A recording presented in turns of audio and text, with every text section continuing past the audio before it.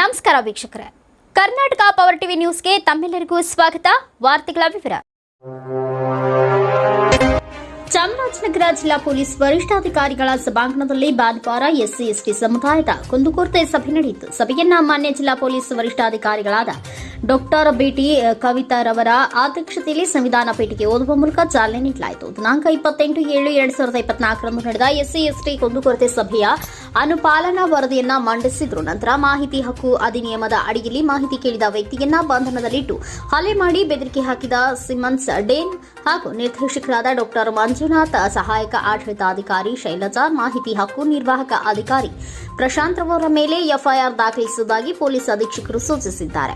ಗ್ರಾಮಾಂತರ ಠಾಣೆಯಲ್ಲಿ ದೂರು ದಾಖಲು ಮಾಡಿಲ್ಲ, ಹಾಗಾಗಿ ಆ ವ್ಯಕ್ತಿಗಳ ಮೇಲೆ ದೂರು ದಾಖಲಿಸಿ ಎಂದು ಮುಖಂಡರ ಒತ್ತಾಯದಿಂದ ನಂತರ ಸಿಮ್ಸ್ನ ಅಧಿಕಾರಿಗಳ ಮೇಲೆ ಎಫ್ಐಆರ್ ದಾಖಲಿಸುವಂತೆ ಜಿಲ್ಲಾ ಪೊಲೀಸ್ ವರಿಷ್ಠಾಧಿಕಾರಿಗಳು ಖಡಕ್ ಆಗಿ ತಿಳಿಸಿದರು. ದಿನಾಂಕ 25/8/2024ರಂದು ನಡೆದ ಎಸ್ಸಿ ಎಸ್ಟಿ ಕುಂದುಕೊರತೆ ಸಭೆಯಲ್ಲಿ ಹಲವಾರು ಸಮಸ್ಯೆ ದೂರುಗಳು ದಾಖಲಾದವು. ಜಿಲ್ಲಾ ಪೊಲೀಸ್ ವರಿಷ್ಠಾಧಿಕಾರಿಗಳು ಮಾತನಾಡಿ ಪ್ರಾಮಾಣಿಕವಾಗಿ ಸಮಸ್ಯೆ ಬಗೆಹರಿಸುವುದಾಗಿ ತಿಳಿಸಿದರು. ಕುಂದುಕೊರತೆ ಸಭೆಯಲ್ಲಿ ಪೊಲೀಸ್ ಸಿಬ್ಬಂದಿಗಳು ಹಾಗೂ ಎಸ್ಸಿ ಎಸ್ಟಿ ಸಮುದಾಯದ ಮುಖಂಡರು ಹಾಜರಿದ್ದರು.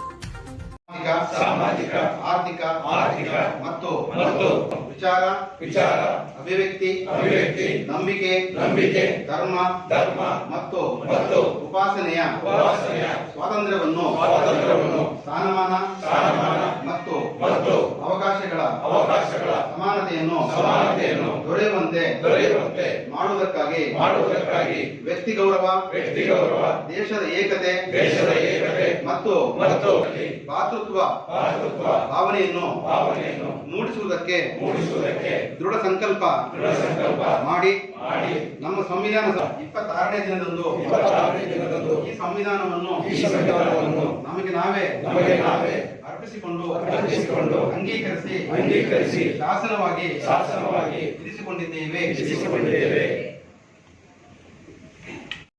ನೀವು ಅಲ್ಲಿ ಹೋದ್ರು ಇತ್ಯರ್ಥ ಆಗಲಿ, ಇಲ್ಲಿ ಹೋದ್ರು ನಾವ್ ಹೇಳೋದೇನಂದ್ರೆ ಈಗ ಹೇಳೋದೇನಂದ್ರೆ ಈಗ ಒಮ್ಮೂರ್ದು ಹೇಳ್ರಿ ಆತರ ಅಲ್ಲೇ ಶಾಂತಿ ಸಭೆಗೆ ಅಲ್ಲಿ ಮಾಡಿ. ಈಗ ನಮ್ಮೂರು ಒಂದು ಘಟನೆ ಆಗದೆ, ರಾಮಸಮುದ್ರದಲ್ಲಿ ಒಂದು ಮಾಡಿ, ಅಲ್ಲಿ ಜನ ಸತ್ಯ ಹೇಳ್ತಾರೆ ನಿಮ್ಗೆ. ಇಲ್ಲಿ ಬಂದಿರೋರು ನಾನು ರಾಜಕಾರಣಿ, ಇನ್ನೊಬ್ನು ರಾಜಕಾರಣಿ, ನಮ್ ಬೇಕಾದಾಗ ಮಾತಾಡ್ಬೋದು. ಊರ್ಲಿ ಇರ್ತಕ್ಕಂಥ ಜನ ಮುಗ್ಧರು, ಅಲ್ಲಿ ಬಂದು ನೀವು ಮಾತಾಡಿ, ಎಲ್ಲ ನಿಮ್ಗೆ ಸತ್ಯತೆ ಗೊತ್ತಾಗ್ತೆ. ಆದ್ರೆ ಒಂದು ಚರ್ಚೆ ಒಬ್ರು ಮಾಡ್ರೆ ಮತ್ತೆ ಯಾರು ದಯವಿಟ್ಟು ನನ್ನ ಸ್ನೇಹಿತರ ಬಳಗದವ್ರಿಗೆ ಹೇಳೋದು, ಒಬ್ಬ ಮಾತಾಡಿದ್ರೆ ಇನ್ನೊಬ್ಬ ಮಾತಾಡ್ಬೇಡಿ. ಆ ಸಮಯದಲ್ಲಿ ಚಂದಕವಾಡಿನಲ್ಲಿ ಒಂದು ಸ್ಟ್ಯಾಬಿಂಗ್ ಆಯ್ತು, ಆಯ್ತಾ? ಆ ತರದ್ದು ಇದ್ದಾಗ ಸಭೆಗಿಂತ ಮುಖ್ಯವಾಗಿ ಆ ಘಟನೆಯನ್ನ ನಿರ್ವಹಿಸೋದು ನಮಗೆ ಬಹಳ ಅಗತ್ಯವಾದದ್ದು. ಹಾಗಾಗಿ ನೀವು ಏನೂ ಗೊತ್ತಿಲ್ಲದೆ ಒಂದೇ ಸಾರಿ ಬೇಜವಾಬ್ದಾರಿತನದಿಂದ ವರ್ತಿಸಿದ್ರಿ ಅಂತ ಹೇಳಬಾರ್ದು. ಓಕೆ, ನಿಮಗೆ ಗೊತ್ತಿರ್ಲಿಲ್ಲ ಹಾಗಾಗಿ ಹೇಳಿದಿರಾ, ಅದಕ್ಕೆ ಕಾರಣನೂ ಕೂಡ ಹೀಗೆ ಹೇಳ್ತಾ ಇದ್ದಾರೆ, ಆಯ್ತಾ? ನೆಕ್ಸ್ಟ್ ಕವಿತಾ ಮೇರಿ ಅವರದ್ದು ತಗೊಳ್ಳೋಣ.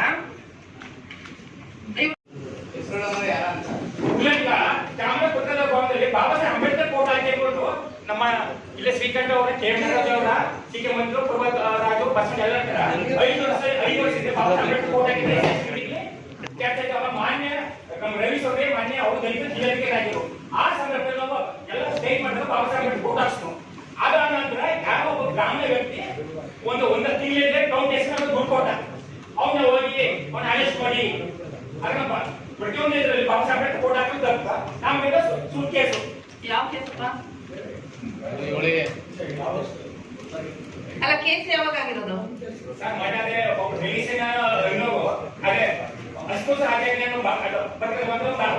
ವಾಟ್ಸ್ಆಪ್ ಗ್ರೂಪ್ ಆಗಿದ್ದು ನಮ್ಮ ಮೀಡಿಯಾ ಗ್ರೂಪ್ ಆ ಬಗ್ಗೆ ನಿಮ್ಮ ಒಂದು ತೋರ್ಸ ಕೊಟ್ಟ ತಕ್ಷಣ ನಿಮ್ಮ ಇವ್ರ ಕಕ್ಷಣ ಎನ್ಕ್ವೈರಿ ಮಾಡ್ಬೇಕು, ಒಂದ್ ಕೂಡ ಬಡಿಸ್ಕೊಂಡು ಅಲ್ಲಿ ಪತ್ರಕರ್ತರ ಬಗ್ಗೆ ಅಸ್ಪಷ್ಟ ಆಚರಣೆ ಆಗಿಲ್ಲ ಅಂತ.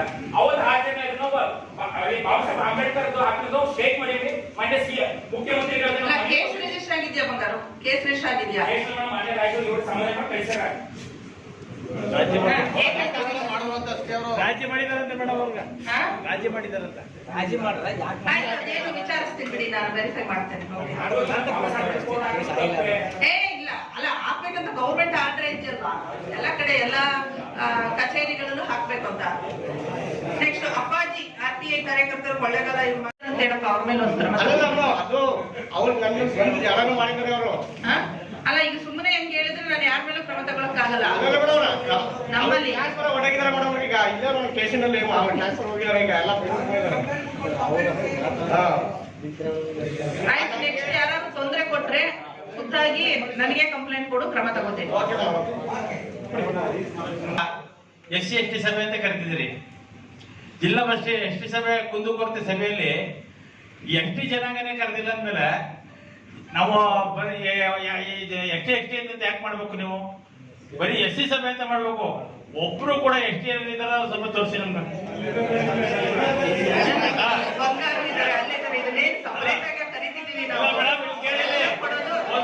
ಈಗ ನಮ್ಗೆ ಕುಂದುಕೊರತೆ ಸಭೆಯಲ್ಲಿ ಏನಾಗುತ್ತೆ ಅಂದ್ರ ರಾತ್ರಿ ನಮ್ಗೆ ಫೋನ್ ಬಂತು, ರಾತ್ರಿ 10 ಗಂಟೆಗೆ ಮೇಡಮ್ ಸಭೆ ಕರೆದಿದ್ದಾರೆ ಅಂತ ಕರೆದ್ರು. ಆಯ್ತಾ, ನಾವು ಯಾವ್ದಾದ್ರು ಸಬ್ಜೆಕ್ಟ್ ತರ್ಬೇಕಾರ ಹಿಂದಿನ ಸಭೆ ಕರೆದ್ರೆ ನಾವು ಸಬ್ಜೆಕ್ಟ್ ತಗೊಂಡು ಮಾತಾಡ್ಬೇಕಿಲ್ಲಿ. ಆತರ ಏನಿಲ್ಲ, ಹಿಂದಿನ ಸಭೆಯಲ್ಲಿ ಮಾತಾಡಿದರೆ ಮಾತಾಡ್ಬೇಕಂತ ಏನಿಲ್ಲ. ಕಳೆದ ತಿಂಗಳಿಂದಲೂ ಕೂಡ ಎಲ್ಲ ಮಾಧ್ಯಮಗಳಲ್ಲೂ ಕೂಡ ನಾವು ಮಾಹಿತಿಯನ್ನ ಕೊಡ್ತಾ ಇದೀವಿ. ಪೇಪರ್ ಅಲ್ಲಿ ಬರ್ತಾ ಇದೆ, ವಾಟ್ಸ್ಆಪ್ ಗಳಲ್ಲಿ ಹಾಕ್ತಾ ಇದೀವಿ, ಸೋಷಿಯಲ್ ಮೀಡಿಯಾದಲ್ಲಿ ಹಾಕ್ತಾ ಇದೀವಿ. ಕಳೆದ ಸಾರಿಗೂ ಕೂಡ ನಾವು ನೋಡ್ತಾ ಇದೀವಿ, ನಿಮ್ದು ವಾಟ್ಸ್ಆಪ್ ಅಲ್ಲಿ ಫೇಸ್ಬುಕ್ ಅಲ್ಲಿ ಪ್ರತಿ ಠಾಣೆಗೆ ಭೇಟಿ ಕೊಡ್ತಾ ಇದ್ರಿ, ಪ್ರತಿಯೊಂದು ನಾವು ನೋಡ್ತಾ ಇದೀವಿ. ಜಿಲ್ಲಾ ಮಟ್ಟದ ಸಭೆ ಕರೆದಾಗ ನಮ್ಮ ನಾಯಕ ಜನಾಂಗದ ಮುಖಂಡರು ಯಾರು ಬರೋದು ಯಾಕೆ ಬರಲ್ಲ ಅಂತ ಕರೆದಿರೋದಿಲ್ಲ. ಕೇಳಿದ ನಂತರ ನಮ್ಗೆ ಫೋನ್ ಮಾಡಿದ್ವಿ ಅಂತ ಬಂಗಾರು ಪತ್ರಿಕರ್ತೆ ಕೊಡ್ತಾರವ, ಅವ್ನ ಲೆಕ್ಕ ಇಲ್ಲ ನಮ್ಗೆ. ಬಂಗಾರು ಪತ್ರಿಕರ್ತೆ ಕೊಡ್ತಾರ, ಬಂಗಾರು ಅವರು ಆದ್ರಿಂದ ನಮ್ಮ ಜನಾಂಗ ಕುಡಿಯೋದ್ರಿಂದ ಬೇರೆ ಸಮಸ್ಯೆಗಳು ಉದ್ಭವ ಆಯ್ತದ. ಅದ್ರ ಜೊತೆಗೆ ನಮ್ಗೆ ಸಾಲ ಕೊಟ್ಟವರು ಇವ್ರನ್ನ ಸಾಲಗಾರ ಮಾಡ್ತಾರ. ಹಾಗೆ ಇದ್ರ ಬಗ್ಗೆ ನಾವು ದೂರು ಕೊಟ್ಟರು ಕೂಡ ಇದ್ರ ಬಗ್ಗೆ ಮಾಹಿತಿ ಕೊಟ್ಟರೆ ಮಾಮೂಲಿ ಪೊಲೀಸ್ ಠಾಣೆಯವರು ಇದುವರೆಗೆ ಯಾವುದೇ ಕ್ರಮ ತಗೊಂಡಿಲ್ಲ ಮೇಡಮ್. ಎಲ್ಲಿ ಮಾಂಬಳ್ಳಿ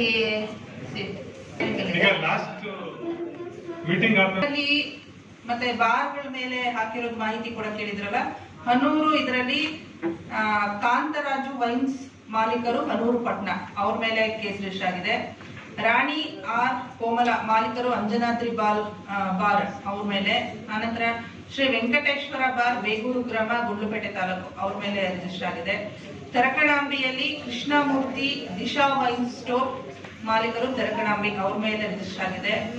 ಮಲೆ ಮಹದೇಶ್ವರ ಬೆಟ್ಟದಲ್ಲಿ ನಾಗರಾಜು ಆಟ ತಗೊಂಡ್ಬಂದು ವಾಸನ ಮನೆಯನ್ನ ಡೆಮಾಲಿಷ್ ಮಾಡ್ತಾರೆ ಅರ್ಧ ಪೂರ್ತಿ ಆಗಿದ್ದು. ಇದು 2021ರಿಂದ ನಡೀತಾ ಇದೆ. ಪದೇ ಪದೇ ಅವ್ರ ಮಕ್ಕಳು ಕೋರ್ಟ್ ಇಂಜೆಕ್ಷನ್ ಇದು ಕೋರ್ಟ್ ಗಮನಕ್ಕೆ ತರ್ತೇನೆ, ಇದೆಲ್ಲ ವಾಸ ಆಗಿರೋ ಮನೆನ ಹೊಡೆದಾಗಿದ್ದಾರೆ ಅಂತ ಹೇಳಿ ಕೋರ್ಟ್ ಇಂಜೆಕ್ಷನ್ ಆರ್ಡರ್ ಎಲ್ಲ ಕ್ಯಾನ್ಸಲ್ ಮಾಡಿದ್ದಾರೆ ಮ್ಯಾಮ್. ಆದ್ರೂ ಕೂಡ ಈ ಅವ್ರ ಮಕ್ಕಳು ನನ್ನ ಗಂಡ ನಚ್ಚರಾಗಿ ವರ್ಕ್ ಮಾಡ್ತಾ ಇದಾರೆ ಮ್ಯಾಮ್. ನನ್ಗೆ ಯಾವ ಟೈಮಲ್ಲಿ ಏನಾಗತ್ತಂತ ಗೊತ್ತಾಗಲ್ಲ. ಅವ್ರ ಮಕ್ಕಳು ನನಗೆ ತುಂಬಾ ಟಾರ್ಚರ್ ಕೊಡ್ತಾ ಇದ್ದಾರೆ. ಮೊನ್ನೆ ಸಾಹೇಬ್ರು ಮೊನ್ನೆ ಅವ್ರು ಕರೆದಿದ್ರು, DSP ಸಾಹೇಬ್ರು ಕೊಳ್ಳೇಕಂತಲ್ಲಿ ಕರೆದು ಅವ್ರಿಗೂ ಈ ವಿಷಯ ತಿಳಿಸಿದ್ದೀನಿ. 2 ತಿಂಗಳ ಹಿಂದೆ ನಾನು ಕಂಪ್ಲೇಂಟ್ ಮಾಡಿದ್ದೀನಿ ಮ್ಯಾಮ್, ಇಲ್ಲೂ ಕಂಪ್ಲೇಂಟ್ ಮಾಡಿದ್ದೀನಿ. ಆದ್ರೂ ಯಾವ ಇದು ಆಕ್ಷನ್ ಆಗ್ತಾ ಇಲ್ಲ ಮ್ಯಾಮ್. ಇದ್ರ ಬಗ್ಗೆ ನನಗೆ ಅವ್ರು ಟಾರ್ಚರ್ ಕೊಡೋದನ್ನು ನಿಲ್ಲಿಸಬೇಕು. ಕೋರ್ಟ್ ಅವ್ರ ಬರಾದ್ರೆ ಅವ್ರು ತಗೊಳ್ಳಿ, ನನ್ನ ಬರಾದ್ರೆ ನಾನು ತಗೋತೀನಿ. ಇದು ಕೋರ್ಟಲ್ಲಿ ಇರೋದ್ರಿಂದ ನನಗೆ ಯಾವ ಟೈಮಲ್ಲಿ ಏನಾಗುತ್ತೆ ಅಂತ ನನಗೆ ತುಂಬಾ ಭಯ ಇದೆ. ನನಗೆ